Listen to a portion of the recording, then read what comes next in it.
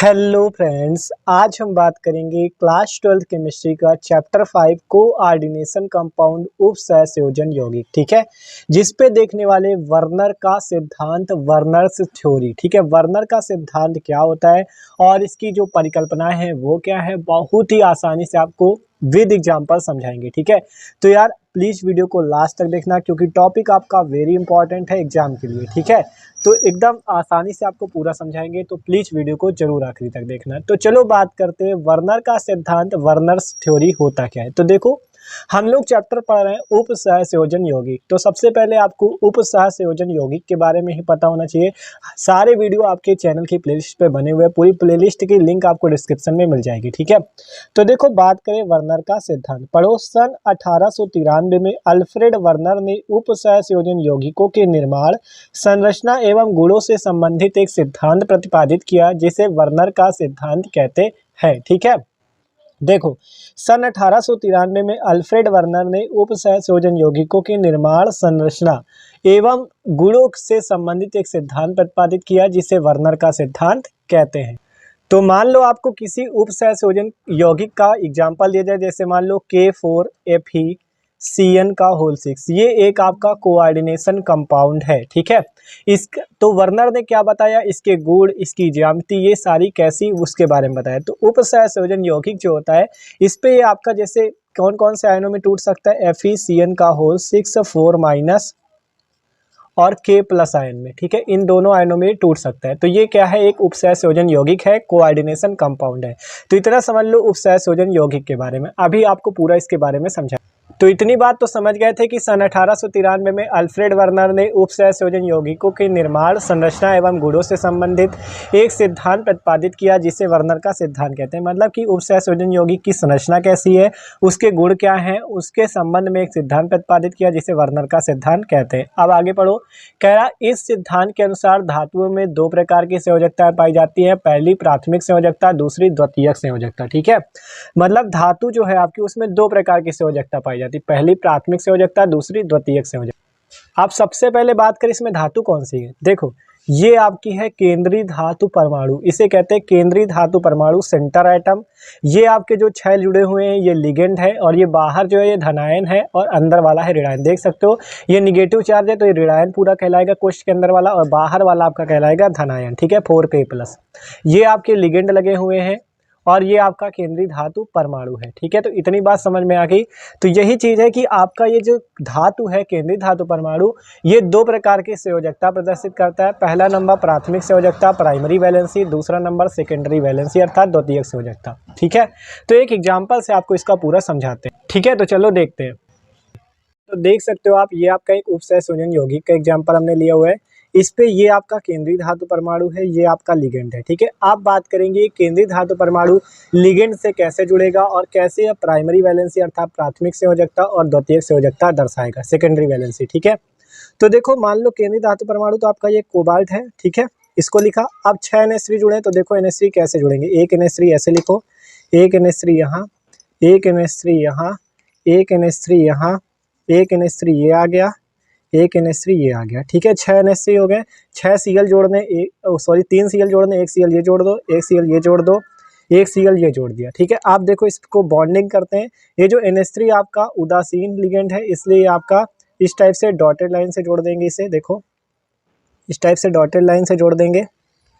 ठीक है, अभी आपको पूरा इसकी थ्योरी समझाएंगे जिससे और अच्छे से समझ में आएगा, अभी समझते जाओ केवल। ठीक है, NH3 है।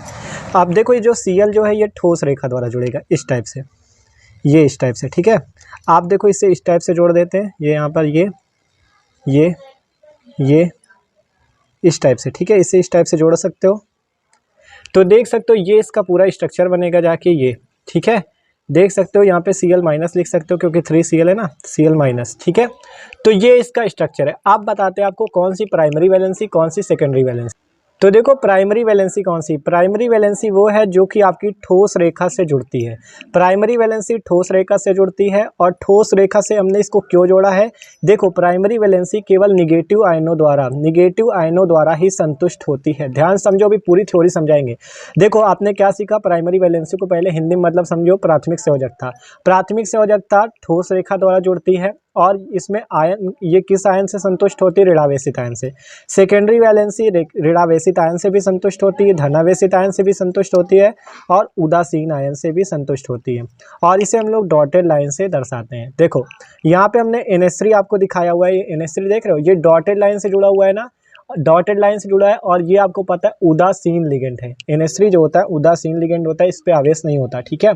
तो ये उदासीन लिगेंड है जो NH3, इसलिए ये आपका कौन सी वैलेंसी दर्शाता है? सेकेंडरी वैलेंसी, ठीक है। सेकेंडरी वैलेंसी अर्थात द्वितीयक संयोजकता दर्शाएगा। और प्राइमरी वैलेंसी कौन? जो कि निगेटिव आयन से जुड़ी होगी और जो ठोस रेखा होगी। निगेटिव आयन से Cl- जुड़ा है तो ये ठोस रेखा आपकी प्राइमरी वैलेंसी बताएगा, ठीक है।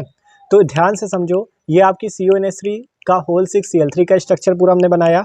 इस पे जो आपका देखो पॉजिटिव वैलेंस प्राइमरी वैलेंसी अर्थात प्राथमिक संयोजकता जो होगी वो निगेटिव आयनों द्वारा जुड़ती है। आपने क्या सीखा? निगेटिव आयनों द्वारा जुड़ती है और ये आपकी सॉलिड लाइनों से जोड़ी जाती है। देख सकते हो हमने निगेटिव आयन था तो इसलिए आप जान जाओ Cl जो है माइनस होता है, इसलिए हमने इसे ठोस रेखा द्वारा जोड़ा और ये आपकी प्राइमरी वैलेंसी दर्शाई। सेकेंडरी वैलेंसी निगेटिव आयन से भी जुड़ जाती, पॉजिटिव से भी जुड़ जाती, उदासीन से भी, ठीक है।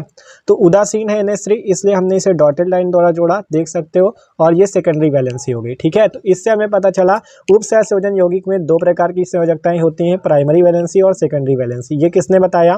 वर्नर ने, ठीक है। वर्नर ने बताया अपनी थ्योरी के अनुसार, ठीक है। वर्नर थ्योरी में ये बताया गया।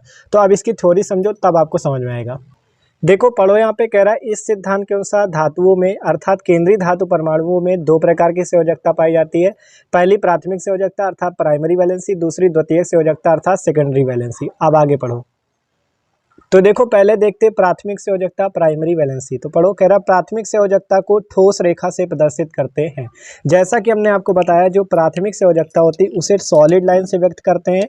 फिर आगे पढ़ो, यह ऋणायनों से संतुष्ट होती है। जैसे यहाँ पे हमने आपको Cl- से इसको जोड़ा था प्राथमिक संयोजकता को, और किससे जोड़ा था? ठोस रेखा से। आप सीधा सीधा जान जाओ प्राथमिक संयोजकता को ठोस रेखा से प्रदर्शित करते हैं और ये किससे संतुष्ट होती है? Cl- या निगेटिव आयनों से।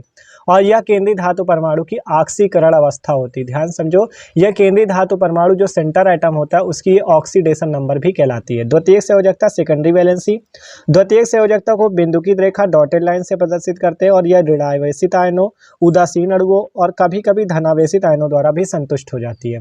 तो ये बात है आपके वर्नर के सिद्धांत के अनुसार कि वर्नर के सिद्धांत के अनुसार केंद्रीय धातु परमाणु सेंटर एटम की दो प्रकार की संयोजकता होती है। पहली प्राइमरी वैलेंसी, दूसरी सेकेंडरी वैलेंसी। प्राइमरी वैलेंसी ऋणावेशित आयनों संतुष्ट होती है और इसे ठोस रेखा से प्रदर्शित करते हैं। और सेकेंडरी वैलेंसी आपके ऋणावेशित आयनों से भी संतुष्ट हो जाती है, धनावेशित से भी और उदासीन से भी, और इसे डॉटेड लाइन से प्रदर्शित करते हैं। फिर से एक बार एग्जांपल समझा दे जिससे और अच्छे समझ में आ जाए। तो देखो एक बार इस एग्जांपल को फिर से समझो। देखो CONH3 का होल 6Cl3 था तो सिंपल आपको CO लिखना है। आप पहचानो इसमें उदासीन है, ये कौन सा? देखो सेकेंडरी वैलेंसी द्वितीयक संयोजकता उदासीन से आपकी संतुष्ट होती है। तो पहले उदासीन आपको पता है ये वाला है NH3, इस पे कोई आवेश नहीं होता, उदासीन होता है, इसलिए आपको इस NH3 को किस लाइन से जोड़ना है? डॉटेड लाइन से जोड़ना है और ये सेकेंडरी वैलेंसी प्रदर्शित करेगा। NH3 आपको 6 NH3 सेकेंडरी वैलेंसी से अर्थात द्वितीयक संयोजकता से जोड़ देना। यही आपका वर्नर का सिद्धांत है। यही बताया कि उसकी जो केंद्रीय धातु परमाणु में दो प्रकार की संयोजकता होती है, प्राथमिक और द्वितीयक, ठीक है। तो हमने द्वितीयक संयोजकता से इसे जोड़ दिया। अब आपका पता है कि जो प्राइमरी वैलेंसी होती है निगेटिव आयनों से संतुष्ट होती है, तो Cl3 निगेटिव है इसलिए इसे ठोस रेखा द्वारा जोड़ो। एक Cl को यहाँ जोड़ दिया, Cl-, एक Cl- यहाँ जोड़ दिया, एक Cl- यहाँ जोड़ दिया। तो यही आपका स्ट्रक्चर बन गया इसका। बताओ, है एकदम आसान यार, कुछ भी रटना नहीं है, एकदम आसानी समझो। प्राइमरी वैलेंसी निगेटिव आयनों से संतुष्ट होती है और इसे ठोस रेखा से प्रदर्शित करते हैं। सेकेंडरी वैलेंसी निगेटिव से भी संतुष्ट हो जाती है, धनावेशित से भी और उदासीन से भी, और इसे डॉटेड लाइन से प्रदर्शित करते हैं। तो सिंपल आपने क्या सीखा? वर्नर थ्योरी में आपको क्या बताया गया है?